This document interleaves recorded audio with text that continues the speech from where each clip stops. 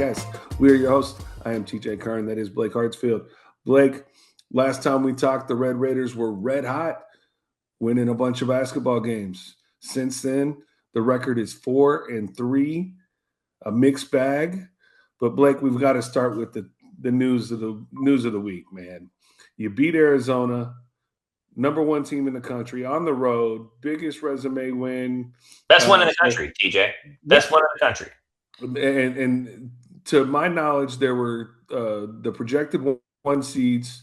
You had Duke, Houston, and Arizona, and Tech had beaten 3 out of the 4. Mm-hmm. So you had the best collection of wins in the country. You had the single best win in the country, beating a Arizona team on the road that hadn't lost up to that point. They were undefeated, number one in the country.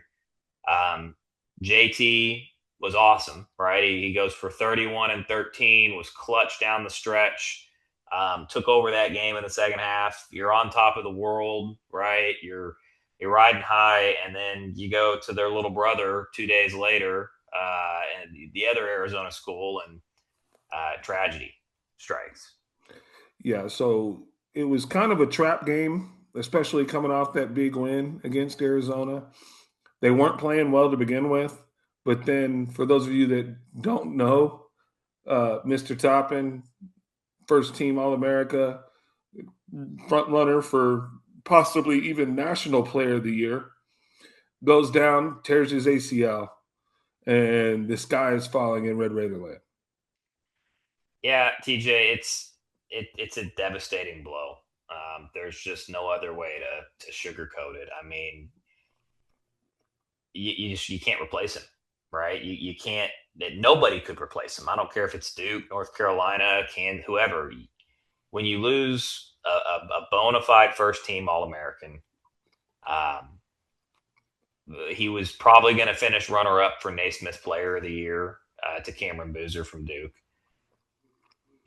There's no replacing that guy, right? You can play other guys, you can get some of the scoring, but what he brings, right? He's a walking double, right? And I think maybe it was during the Arizona game, they showed a graphic of guys in Big 12 history that have averaged 25 and 10 double-doubles for the Big 12 season. And it's like Kevin Durant, Marcus Beasley, JT Toppin, and some dude from Kansas from like the early 2000s. And like, that's the list.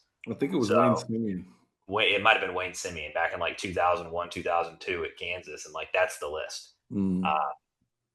There's just no replacing him. I mean, he's your leader emotionally. And if he had been more vocal, it seemed like in the last few weeks about in huddles and getting on the guys and holding people accountable, being a leader with more than just his play. He's always been a leader by his performance, but I think he had become more of a vocal leader in that locker room during this stretch where the Red Raiders were playing some great basketball. And coming off that Arizona game, I mean, there's no doubt you're on the short list of about 8 or 9 teams that could legitimately go into March with the expectation to win a national championship. And that all changed on one freak play at Arizona State. It definitely changed. It changed the outcome. Blake, it also changed the rankings in the computers as the Red Raiders, rightfully so, even though they still have those big wins on their resume, not a lot of believers in the Red Raiders without JT Toppin. Again, it just comes back to he's not replaceable. I mean, his efficiency, his scoring, his rebounding, the minutes that he eats up. Now I know they've played a game, since JT's injury, right? And they play Kansas State and they win 100-72. And I know 100 points sounds great. And I mean, you get 26 from Donovan Atwell and you got 21 from Christian Anderson, and LaJohn Watts stepped up and gave you 19.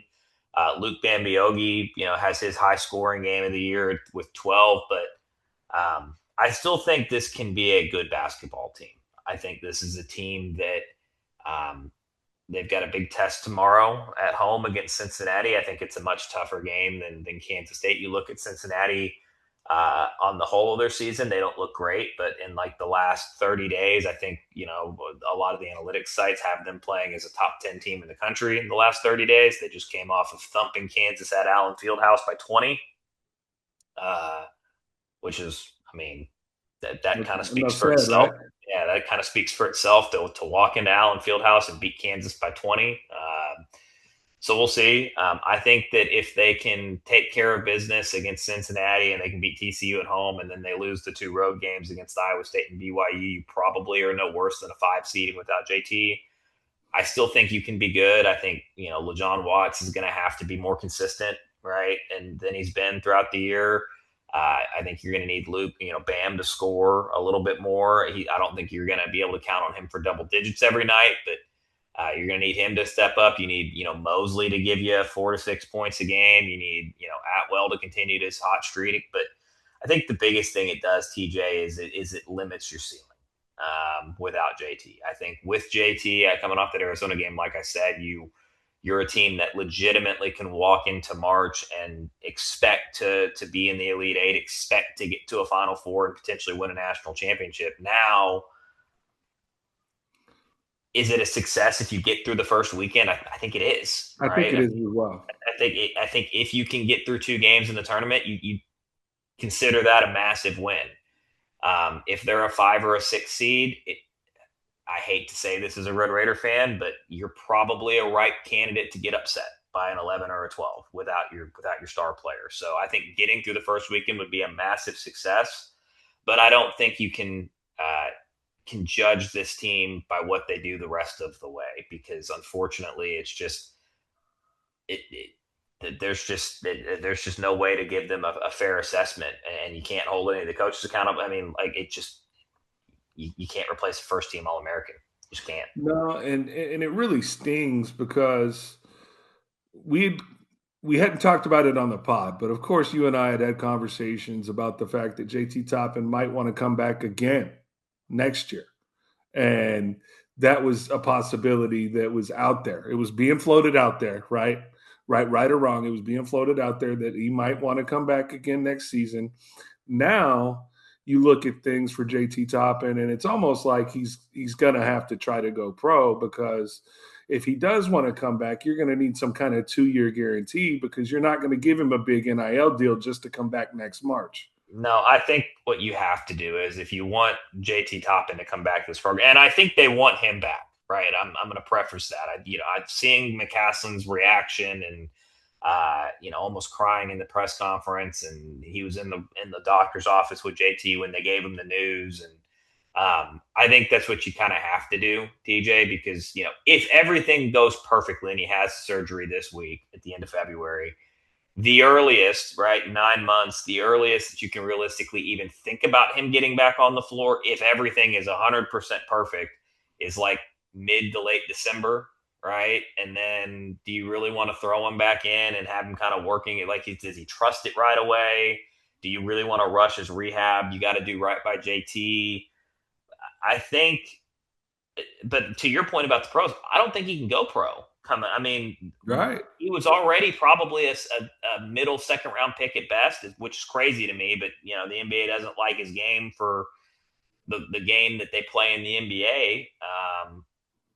He was at best a second round pick. I don't think he gets drafted if he comes out this year, TJ. So I think the best solution here for all parties involved is you do that 2-year deal, right? And you offer him, I don't know, we were paying him what, 4.5 this year. Maybe you offer him $6 million on a 2-year deal, right? And basically tell him, hey, you're not playing next year, right? We're going to use your senior year. We're going to get you a medical red shirt. You're not playing.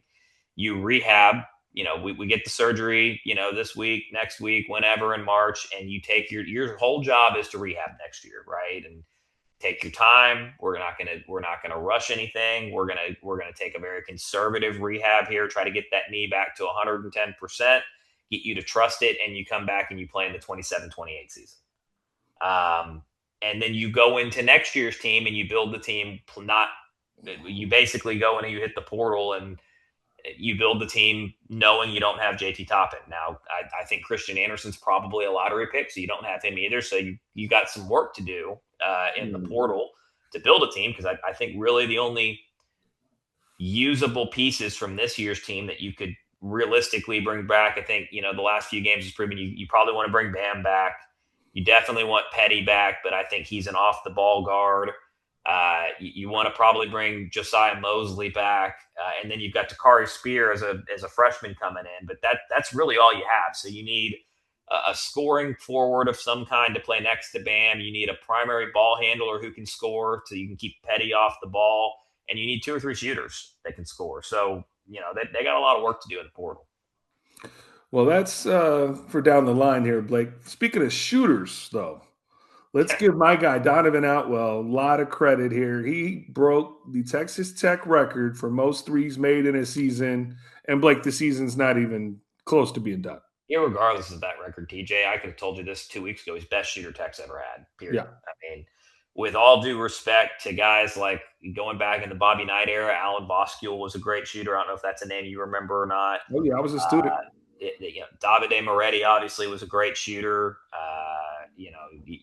You've had guys that could fill it up and knock it down, but this guy is, Kerwin was a good shooter. This guy makes Kerwin look average, and that's Yeah, saying something. Like he is what he is doing is not normal. It is special. yeah. Like I mean, I think the crazy thing is with Donovan is not only does he shoot 40%, he shoots 40% on like 8 tries a game. Yeah, well, and TJ, they give him the assignment of whoever the other team's best perimeter player is. He gets that assignment defensively. Like he's phenomenal. I mean, he is outstanding. He's an outstanding shooter. He's a good defender. He welcomes the challenge on that end of the floor. But yeah, from a pure shooting perspective, he's the best Tech's ever had. And I don't really think maybe it's closer than I'm giving than I'm leading on between him and Davide, but this guy's special. Yeah, I mean, just a straight up sharpshooter, somebody that can fill it up from deep. Kind of limited otherwise, attacking the basket. But man, when he gets his feet set and can let it fly, it's almost automatic. Yeah. So congrats to him setting a new school record for most threes in a season. Although it Is now that Moretti's record that he broke? huh? Was that Moretti's record that he broke, or whose record was it? Do you know? I don't remember who he broke. I don't think it was Moretti. So Boscule? Might have been Boscule. I'd have to look it up. I just know that I saw it at the press conference that he Maybe Jay broke Jackson. I don't know. I'm trying to think of other great shooters we've had. Jay Jackson. Maybe, I don't know. So anyway, yeah, we hit the regroup button now on this program, really, and kind of your expectations, kind of pump the brakes a little bit, and you're looking forward to trying to just enjoy the rest of the ride with this team, because you do have some guys like Donovan Atwell who playing really good ball, won't be back. Christian Anderson, like you said, probably a lottery pick, probably won't be back. So just appreciate the time that these guys have left.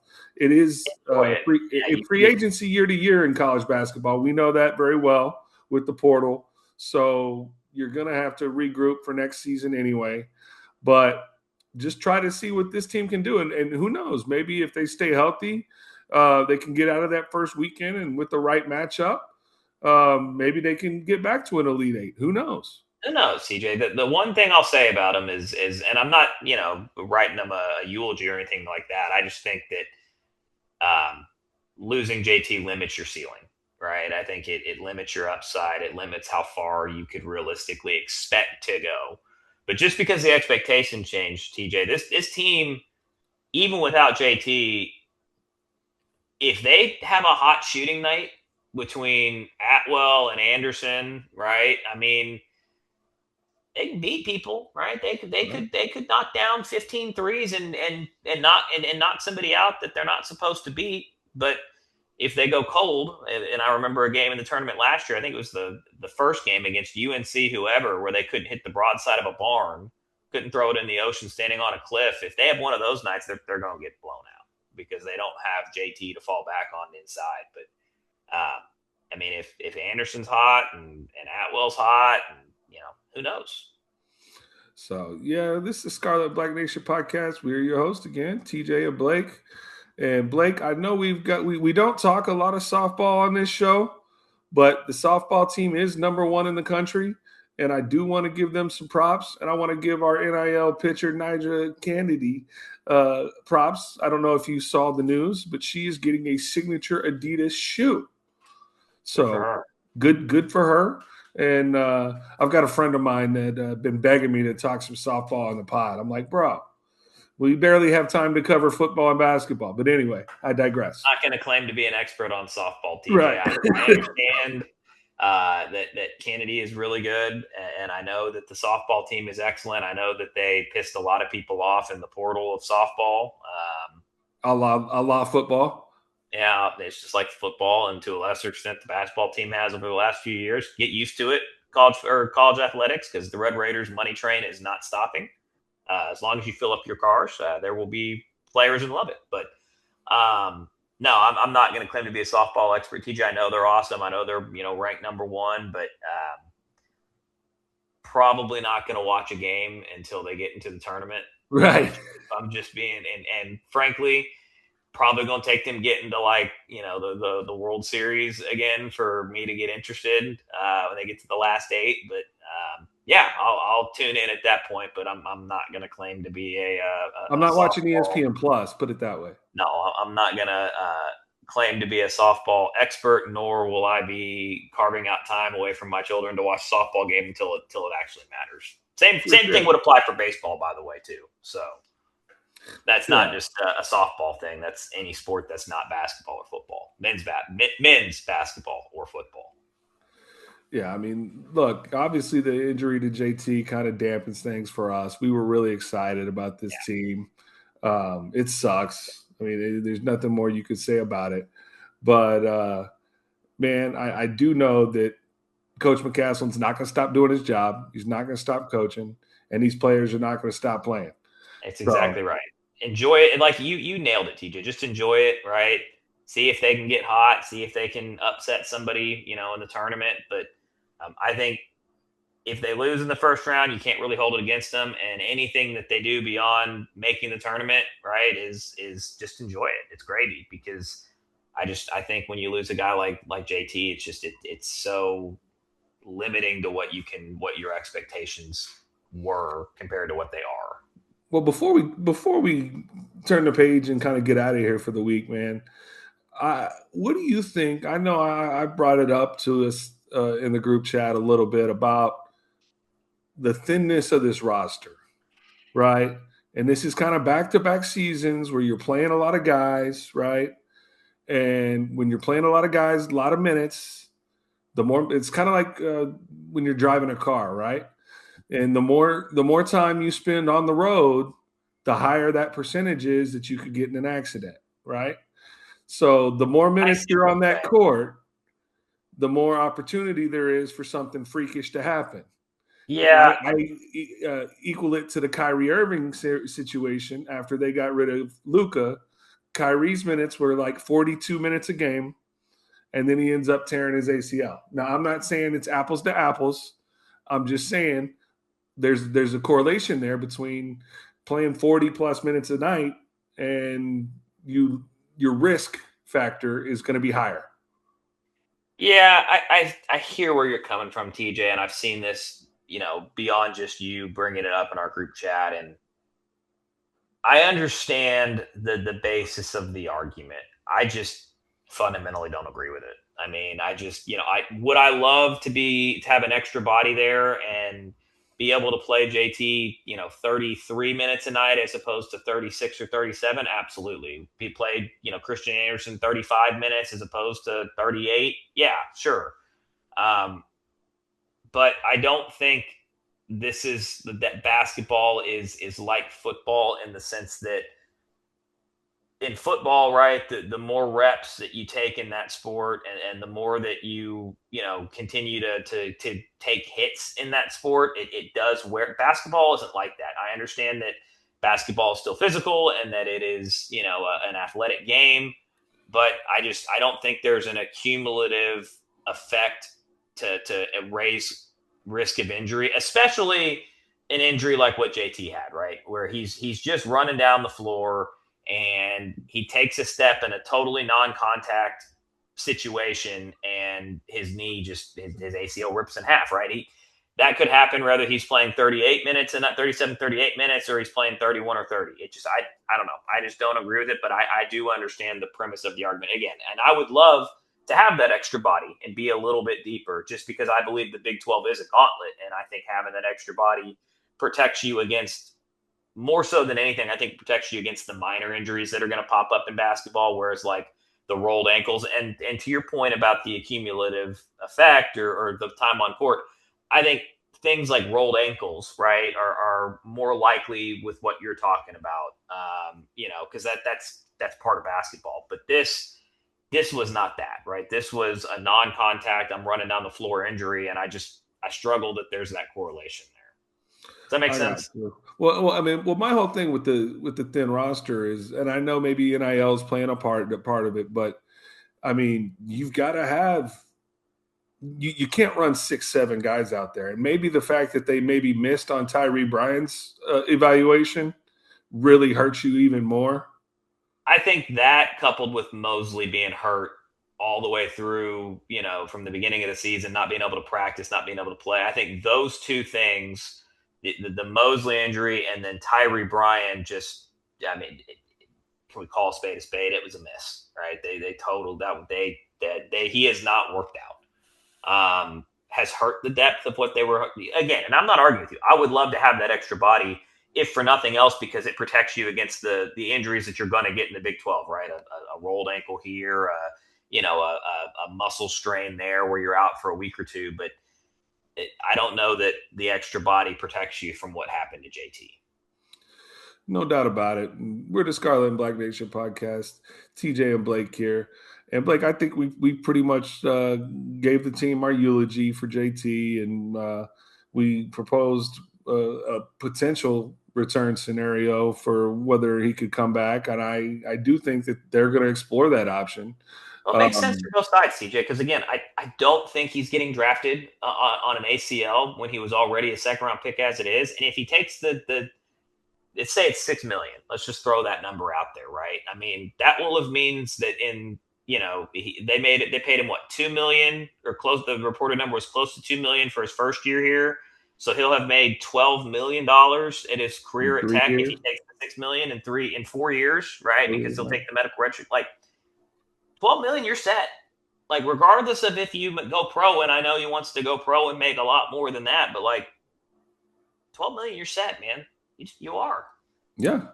Yeah. I mean, and that's the beauty of the NIL is the fact that these kids can play and their families. Yeah, for sure. And take care of their families. I mean, I could raise my hand. I'd love to have $12 million over 4 years so that I could be set for the rest of my life. No, don't get me wrong, but I'm not 6'8" and can't rebound, can't shoot, I mean, I don't have those skills, not to mention eligibility there. I'd have to go back to school. Don't know about that.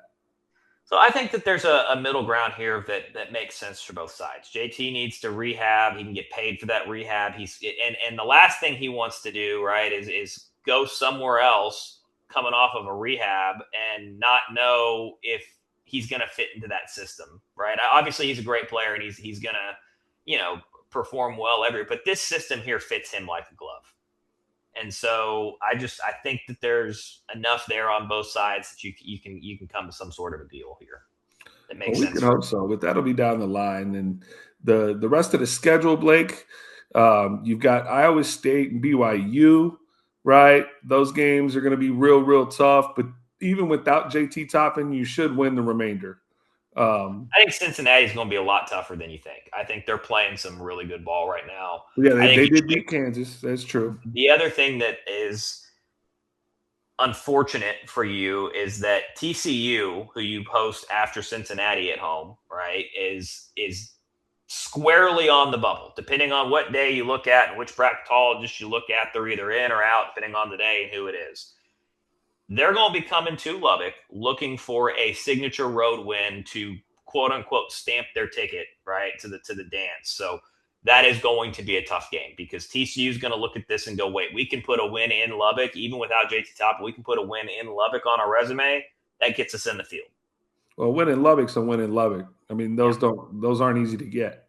No. So, well, Blake, I mean, I know I don't have much left for this episode here, but anything you got before we get out of here? Reckon. Let's get out of here, but Reckham, we'll talk to you guys next time right here on the Scarlet and Black Nation podcast.